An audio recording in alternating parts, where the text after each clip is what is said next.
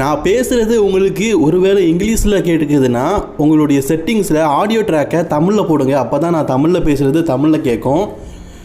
Video பார்க்குற எல்லாருக்கும் வணக்கம் நண்பா. இது உங்கள் ரெஸ்லிங் கிங் தமிழ். நான் உங்கள் ரகுமான். சிஎம் பங்க் குடும்பத்தில் ஒரு மிகப்பெரிய சோகம் நடந்திருக்குங்க. அண்ட் ஜான்சனை இதுக்கப்புறம் வரமாட்டோம்னு நினச்சோம்ல, ஆனால் 2026 அவர் வாராரு அப்படின்னு WWE சொல்லிட்டாங்க. ஆச்சரியமாக இருக்குல்ல. அண்ட் அந்த மிஸ்ட்ரி நம்பர் எங்கே போனார்?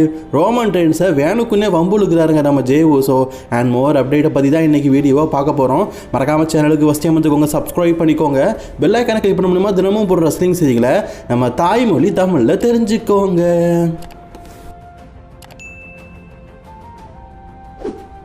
முதல் செய்தி நம்ம ஜேய் ஊசோவை பற்றி தான் பார்க்க போகிறோம். ஜேய் ஊசோ நேற்றுக்கு நடந்த மண்டே நைட்டால் எல்ஐ நைட்டு கூட ஒரு மேட்ச் விளையாடி இருப்பார். அந்த மேட்ச்சில் பார்த்தீங்கன்னா எல்ஐ நைட்டுக்கிட்ட தோற்று போயிட்டார். இதில் தப்பு யார் மேலே? அவர் தான் சண்டை போட்டார், அவர் தோற்று போயிட்டார். இதில் மற்றவங்க மேலே எந்த தப்புமே கிடையாது. ஆனால் ஜேய் ஊசோ பேக் ஸ்டேஜில் போகும்போது, என்ன ஜே பேசாமல் போயிட்டு இருக்கீங்க, ஏதாவது சொல்லுங்கள் அப்படின்னு சொல்லும்போது, எதை பற்றி சொல்லணும், நான் எதை பற்றி பேசணும், நான் இந்த இடத்த விட்டு போகிறேன் அப்படின்னு சொல்லியிருப்பார். ஆனால் அதே நேரத்தில் பிரான் பிரேக்கர் டைட்டிலுக்காக மோத போகிறாரு, அதை பற்றி என்ன நினைக்கிறீங்க கேட்கும்போது, அதை பற்றி நான் என்ன பேச அப்படின்னு சொல்லிட்டு அந்த இடத்த விட்டு கோச்சிக்கிட்டு போயிருப்பார். அதோட முடிஞ்சு தானே. ஆனால் ஜேய் ஊசோ திருப்பி ஒரு வார்த்தை சொல்லியிருப்பார். நான் என்ன ரோமன் ரெயின்ஸ் மாதிரி மற்றவங்கள கம்பேராக பண்ணுவேன்? நான் ரோமன் ரெயின்ஸ் மாதிரி மற்றவங்களை தரத்தாழ்த்தி பேசுவேனா? ரோமன் தான் சொல்லுவான் மற்றவங்கள பார்த்து, என் ஷோல்டரில் இருக்கிற டைட்டிலை விட உங்கள் ஷோல்டரில் இருக்கிற டைட்டிலோட வேல்யூ கம்மி தான் அப்படிங்கிற மாதிரி அவன் தான் சொல்லுவான்.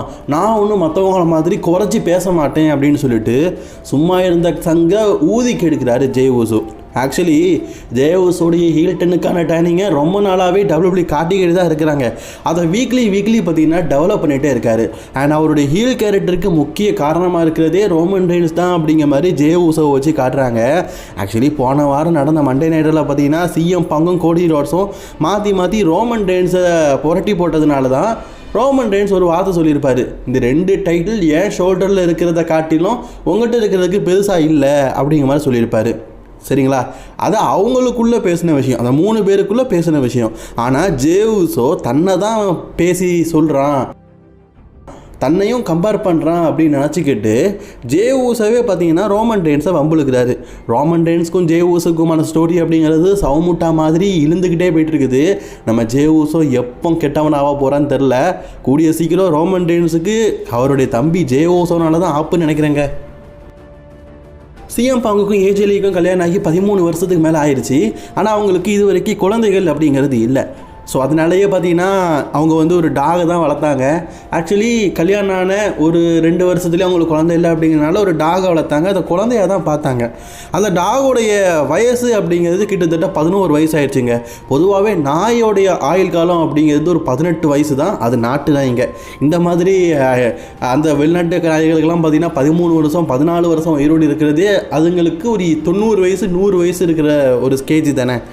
லாரி அப்படிங்கிற டாகை தான் இவங்க 2 பேருமே வளர்த்தாங்க. அந்த டாகை நீங்கள் எல்லா ஷோலையும் பார்த்துருப்பீங்க. சிஎம் பங்க் பார்த்தீங்கன்னா தன்னுடைய ஒரு குழந்தையாட்டு தான் இதை பார்த்துக்கிட்டு இருந்தார். அந்த லாரி டாக் இன்றைக்கி இறந்து போயிருச்சு. ஆக்சுவலி அந்த லாரி அப்படிங்கிற டாக் இவங்க 2 பேருக்கும் ஒரு குழந்தை மாதிரி தான் இருந்ததுங்க. அந்தளவுக்கு சுட்டித்தனமாக பார்த்தீங்கன்னா எங்கே போனாலும் வச்சுட்டு இருந்தாங்க. ஆனால் அந்த டாக் இப்போ இறந்து போயிருச்சு. அதுக்கு காரணம் அப்படிங்கிறது அந்த டாகோடைய ஏஜ் தான்.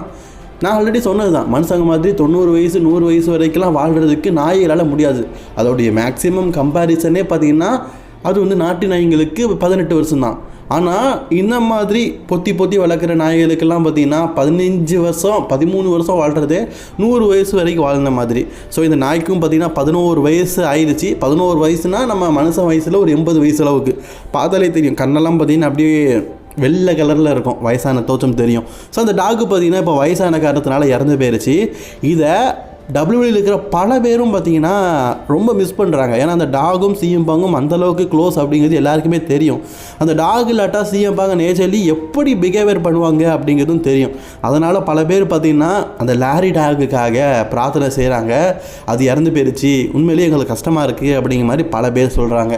அதுக்கு முதல் காரணம் சிஎம் பங்கும் ஏஜேலியும் பார்த்திங்கன்னா இந்த டாகை குழந்தை மாதிரி பார்த்து தான். இப்போ நாயெல்லாம் குழந்தை மாதிரி பார்ப்பாங்களான்னு கேட்டிங்கன்னா, நான் பெட்டு வளர்க்குற சில பேரை பார்த்துருக்குறேன். ரொம்ப பாசம் வச்சாங்கன்னா அந்த டாகுக்காக உயிரையே கொடுக்குற அளவுக்கு சில பேர் இருக்கிறாங்க. ஸோ அப்படி பார்க்கும்போது இவங்க குழந்தையாகவே அதை வளர்த்துருக்குறாங்க. சின்ன வயசுலேருந்தே வளர்க்குறாங்க.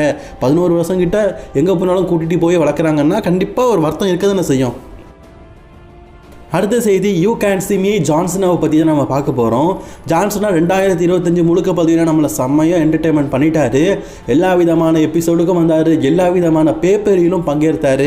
நம்மளை என்டர்டெயின்மெண்ட் பண்ண ஜான்சனா பார்த்தீங்கன்னா டிசம்பர் 13ஆவது நாள்லேருந்து யூ கேன் சி மீ அவர் நம்ம கண்ணுக்கு தெரிய மாட்டார். அவர் வந்து டோட்டலி போயிடுவார் அப்படின்னு தானே நம்ம நினச்சிக்கிட்டு இருந்தோம். ஆனால் WWE அஃபிஷியலி என்ன சொல்லியிருக்கிறாங்க அப்படின்னு கேட்டிங்கன்னா 2026 ரசல்மேனியாவுக்கு முன்னாடி நடக்க போகிற மண்டே நைட் ராக்கு நம்ம ஜான் சீனாவை அட்வர்டைஸ் பண்ணியிருக்கிறாங்க. போடு சக்கத்தானா அப்போ ஜான்சனை மீண்டும் வராதான் கேட்டிங்கன்னா ஆக்சுவலி ஜான்சனா ஒரு விஷயம் சொல்லியிருக்காரு. 2025 ரஸ்லிங்க்கு தான் முடிஞ்சிருச்சு. ஆனால் WWE எப்போ கூப்பிட்றாங்களோ அப்பப்போ நான் வந்து சர்ப்ரைஸாக வருவேன். ஆனால் ஜான்சன் சண்டை போட மாட்டாருங்க. எவனா எதிர்த்து வந்தானா தூக்கி போட்டு மிதிப்பார், அதெல்லாம் பண்ணுவார். ஆனால் மேட்ச் அதெல்லாம் விளையாட மாட்டார் ஜான்சன். இதுக்கப்புறம் மேட்ச் தான் விளையாட மாட்டார். 2025 மேட்ச் தான் முடிஞ்சுது. ஆனால் ஜான்சன் அடிக்கடி WWEக்கு வந்து எல்லாரையும் சர்ப்ரைஸ் பண்ண தான் செய்வார். சரிங்களா? அப்படிப்பட்ட ஜான்சனா எதுக்காக அந்த ஷோக்கு வராருன்னு கேட்டிங்கன்னா ஹால் ஆஃப் ஃபேமுக்காக தான். 2026 ஜான்சனாவை ஹால் ஆஃப் ஃபேம் ஆக்கிறதுக்கு தான் WWE முடிவு பண்ணியிருக்கிறாங்க. இந்த டிசம்பர் 13 அவர் ரிட்டையர் ஆகும்போது கண்டிப்பாக சொல்லுவாங்க, ஜான் நீங்கள் ஹால் ஆஃப் ஃபேம் ஆகிட்டீங்க அப்படின்னு சொல்லிட்டு ஜான்சனாவை பார்த்து சொல்லுவாங்க. அந்த டோர்னமெண்ட் பார்த்தீங்கன்னா நடக்கும். அப்போ 2026 ரசல்மேனியாவுக்கு முன்னாடி மண்டே நைட்டால் கடைசியாக ஜான்சனா ரசிகர்கள் மத்தியில் பார்த்தீங்கன்னா ஒரு தேங்க்யூ சொல்கிறதுக்காக அந்த மண்டே நைட்டாக்கு வருவார் அப்படிங்கிற மாதிரி சொல்லப்பட்டிருக்குது. ஸோ ஜான்சனா அஃபிஷியலி பார்த்தீங்கன்னா 2026 வராரு. இது ஜான்சனா ரசிகர்களுக்கு ஒரு சந்தோஷமாக இருக்கும்ல, அதனால தான் சொன்னேன். அடுத்த செய்தி நம்ம எதை பற்றி பார்க்க போகிறோம் அப்படின்னு கேட்டிங்கன்னா அந்த மிஸ்ட்ரி மேன். இந்த வாரம் நடந்து முடிஞ்ச மண்டே நைட்டை பார்த்தீங்கன்னா பால் ஹேமன் பிரான்சன் ரீடை பற்றி பேசியிருப்பார், பிரான் பிரேக்கரை பற்றி பேசியிருப்பார், ப்ராக் லெஸ்னரை பற்றி பேசியிருப்பார், பிரான்ஸை பற்றியே பேசியிருப்பார். அதாவது எல்லாம் பிராண்ட் பேர் வச்சு தானே வருது, அதான் பிரான்ஸுன்னு சும்மா ஷார்ட்டாக சொல்கிறேன். ஏன்னா 3 பேருக்கும் பிரான் அப்படின்னு தானே பேர் வருது. அப்படி பற்றி பேசினவர் இந்த வார் கேமில் பிரான் பிரேக்கர் வின் பண்ணதுக்கு காரணமே அந்த மிஸ்ட்ரி நபர் தானே. அந்த மிஸ்ட்ரி நபரை பற்றி அவர் ஒரு வார்த்தை கூட பேசலை. அது யார், என்ன தகவல் எதுவுமே சொல்லலை. ஆனால் அவரை இன்ட்ரடியூஸும் பண்ணலை. ஆக்சுவலி காய்ஸ் அந்த வழக்கமாக இந்த மாதிரி மிஸ்ட்ரியாக ஒரு ஆள் வராங்கன்னா அந்த மேட்ச்சில் அவர் ஹெல்ப் பண்ணுற டீம் வின் பண்ண உடனே தன் மாஸ்கை கலத்தி தான் அப்படிங்கிறத அடையாளப்படுத்துவாங்க. ஆனால் இந்த நபர் ஹெல்ப் பண்ணிவிட்டு அவர் பாட்டுக்கு போயிட்டார். ஸோ அந்த மிஸ்ட்ரியான ஆள் யார் அப்படிங்கிறத நமக்கு காட்டாமல் இருந்தாங்க. ஏன்னா காட்ட வேண்டாம் அப்படின்னு சொல்லிட்டு வச்சுருக்காங்க. எனக்கு தெரிஞ்சு WWE பார்த்தீங்கன்னா அன்னதர் ஒரு பேப்பரில், அதாவது இப்போது சொல்ல முடியாது, பிரான் பிரேக்கர் இப்போ ஹெவி வெயிட் சாம்பியன்ஷிப்பாக சிஎம் பாங்க எதிர்த்து மோதுறாரு. அந்த டைமில் மீண்டும் அந்த மிஸ்ட்ரி நபர் வந்து சிஎம் பாங்க அட்டாக் பண்ணதுக்கும் வாய்ப்பு இருக்குது. அதன் மூலியமாக அந்த மிஸ்ட்ரி நபர் யார் அப்படிங்கிறத சொல்லதுக்கும் வாய்ப்பு இருக்குது. சரி, இப்போ சொல்ல வேண்டாம், சர்ப்ரைஸாகவே அது யார் அப்படிங்கிறத ரசிகர்கள் கணிச்சிக்கிட்டு இருக்கட்டு அப்படிங்கிறதுக்காக WWE பார்த்தீங்கன்னா அந்த மிஸ்ட்ரியாகவே விட்டுட்டாங்க. ஸோ எனக்கு தெரிஞ்சு கூடிய சீக்கிரம் WWE வந்து இவர் யாருன்னு சொல்லிடுவாங்க. ஆக்சுவலி அவர் யாருன்னு காட்டிடுவாங்க. அது ஆஸ்தின் தேரி தான், கண்டிப்பாக ஆஸ்தின் தேரி தான். பட் ஆனால் எனக்கு தெரிஞ்சு இன்னொரு தடவை இந்த மிஸ்ட்ரி நபரை வச்சு ஒரு வேலை தேவைப்படுது. அதனால தான் யாருன்னு சொல்லாமல் WWE வச்சுருக்கிறாங்க. இதை பற்றி உங்களோட கருத்துக்களை கமெண்ட் பண்ணிக்கோங்க. அப்புறம் வார் கேம்லாம் முடிஞ்சிருச்சு. வழக்கம் போல் பார்த்தீங்கன்னா நீங்கள் வீடியோடைய எண்டிங்கில் கேள்விகள் கேட்பீங்களா, அதுக்கான ஆன்சர்லாம் போடுறதுக்கு நான் வழக்கம் போல் ஸ்டார்ட் பண்ணிடுவேன். ஸோ கேள்விகளை கேளுங்கப்பா, சரிங்களா?